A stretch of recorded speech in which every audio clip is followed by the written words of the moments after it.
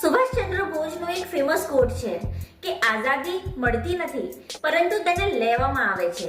સ્વતંત્રતા ક્યારેય આપણને સામેથી આપવામાં નથી આવતી, આપણને ભેટમાં આપવામાં નથી આવતી, પરંતુ આપણે તેના માટે લડવું પડે છે, સંઘર્ષ કરવા પડે છે અને બલિદાન પણ આપવા પડે છે. આપણા ભારતનું જ એક્ઝામ્પલ લઈ લો.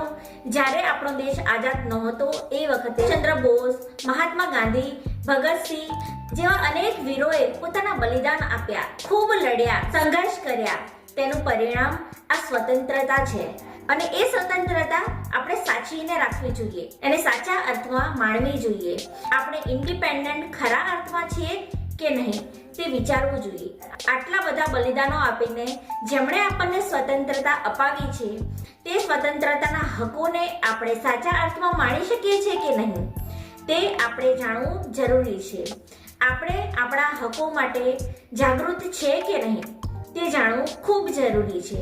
આપણે સેલ્ફ રિસ્પેક્ટથી જીવન જીવીએ છીએ કે નહીં તે જાણવું ખૂબ જરૂરી છે.